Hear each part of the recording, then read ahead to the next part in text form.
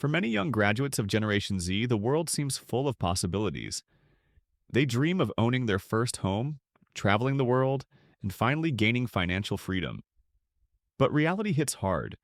TikToker Freddie Smith gives a brief look at what life is like for a Gen Z worker in the US, earning $20 an hour. If you kids can't live comfortably on $20 an hour, you have to be overspending. We got to break this down very quickly to give people perspective into the Gen Z's lives. If you make $20 an hour in 2024, that is $40,000 a year. After taxes, that is $2,750. The average one-bedroom apartment and utility is going to run you $2,000. You cannot do that making $20 an hour, so you're going to have to rent with a roommate for about $1,200, and that's being conservative. $500 a month for groceries, which is less than $150 a week. $300 for a student loan payment, which is below average. $300 for a car payment, which is below average. $150 for car insurance, $150 for gas, $100 for personal care, $50 for a cell phone is $2,750. That is paycheck to paycheck, leaving nothing for savings, investments. Imagine it's 1995.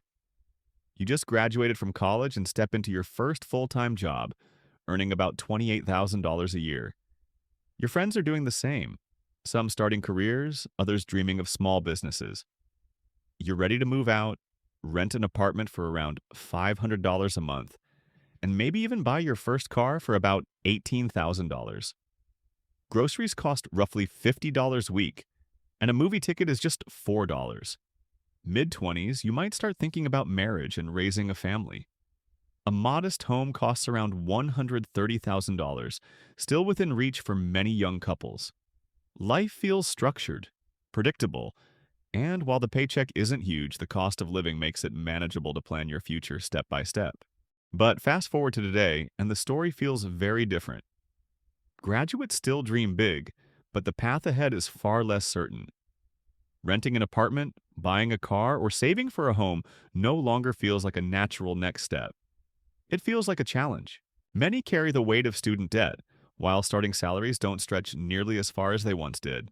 Building a future, once seen as predictable and within reach, now requires sacrifices, side hustles, and often a delay of milestones like marriage, home ownership, or even financial independence.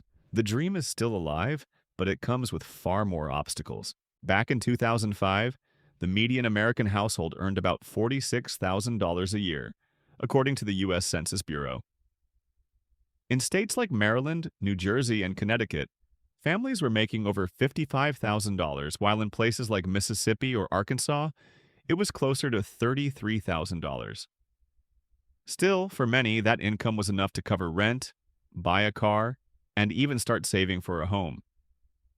The cost of living, while rising, still allowed young adults to believe in a stable path forward. According to the CPI inflation calculator, $300,000 in 2001 does not equal $300,000 today. Back then, that amount could buy you a comfortable home, a decent car, and still leave plenty of room for savings. But in 2025, the same $300,000 has the buying power of only about $165,000. Think about what that means. A median home in 2001 cost around $175,000. Today, it's over $400,000. A new car, once about $21,000, now easily approaches $50,000. Even the basics, groceries that once cost $100 a week, are nearly double. And college tuition, which used to be under $4,000 a year, is now closer to $11,000. The shocking part is this. Salaries have increased on paper, but they haven't kept pace with the shrinking value of the dollar. What used to feel like financial stability now feels like chasing after a moving target. For young people stepping into adulthood, the dream of independence, homeownership, or even starting a family has become a much bigger challenge. So the question is, if the dollar keeps losing power at this rate, what does the next decade look like? And more importantly, how do we adapt to make the future still feel possible? But what about today's graduates, Gen Z stepping into the workforce?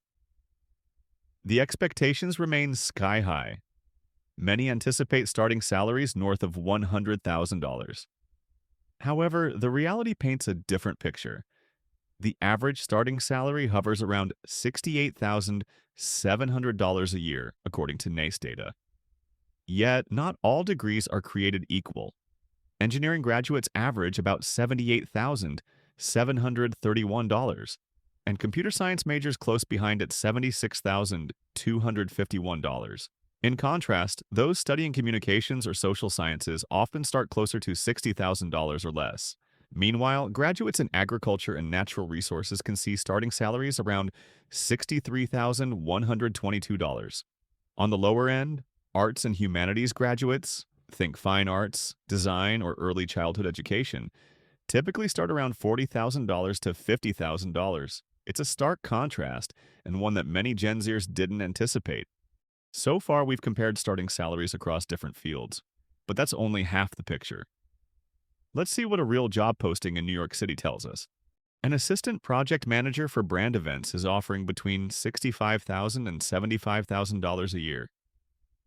At first glance, that sounds like a strong entry point, a role tied to the energy and creativity of New York's event scene, where responsibility comes early and opportunities to grow feel almost built in. Another listing, a project management associate, promises between $75,000 and $90,000. This isn't just a title, it's a stepping stone toward higher leadership, the kind of position many graduates imagine when they picture themselves climbing the corporate ladder. Then there's an associate position starting at $75,000. Again, not a small number by any means. It signals security, benefits, and the chance to begin carving out a professional identity. And finally, a marketing coordinator role, offering up to $93,000, almost seems like a golden ticket. For many young professionals, seeing that number next to their name would feel like validation, that their years of study, internships, and late-night applications have finally paid off. But here's where reality strikes. According to a recent report from Fox 5 NY, the salary required for a single person to live comfortably in New York is about $138,000 a year, or $66 an hour. That figure is almost double the upper end of most of these postings, which means even if you land one of these jobs, you're still playing financial catch-up from the very start. And it's not just about rent and utilities. Think about transportation costs, groceries that continue to rise, healthcare premiums, or even just the price of enjoying the city you live in, dinners out, cultural events, or saving for the future. A paycheck that looks competitive in a national context suddenly feels tight in a city like New York. But here's the question that keeps everyone awake at night. Will it get better in the future? The truth is, the job market is no longer what it seems. Hidden beneath the polished ads on job boards lies a secret many don't talk about. Ghost jobs. These are positions posted with no real intention to hire. A study found that 1 in 5 job listings may be fake. Imagine sending out hundreds of applications, perfecting your resume, preparing for interviews, only to discover the role never existed in the first place. For graduates already anxious about their future, it feels like chasing shadows. And then there's artificial intelligence. Once a buzzword, now a force that's rewriting the rules faster than anyone imagined. A Stanford study revealed that young workers in jobs most exposed to AI have already seen their employment opportunities shrink by 13% compared to older peers. That's not a warning about the future, that's happening right now.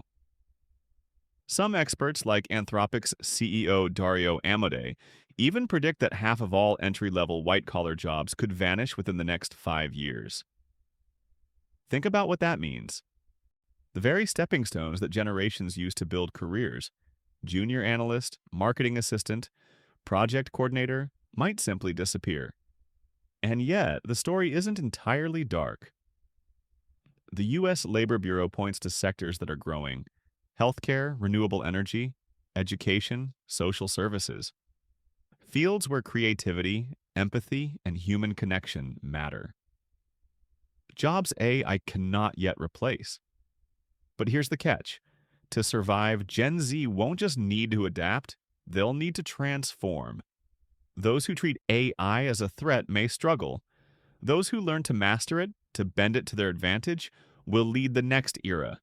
So, will it get better? That depends. The opportunities are real, but so are the obstacles. The future won't wait for anyone, and in this new reality, you're either chasing ghost jobs or building a future AI can't take from you. Investing in index funds, learning side hustles, and leveraging digital platforms are helping Gen Z build multiple streams of income. And with remote and hybrid work still expanding, More graduates are moving to cities and states where the cost of living is lower, stretching their paychecks much further. Buying a home may not look like it did for past generations, but it's not out of reach. With creative strategies, long-term investing, and a willingness to adapt, Gen Z isn't just surviving these economic shifts. They're rewriting what financial success looks like for the future. And that, more than anything, is the real hope. If you found this video helpful, don't forget to hit the like button, subscribe for more, and share your thoughts in the comments below. I'd love to hear your perspective on today's job market and the future of Gen Z.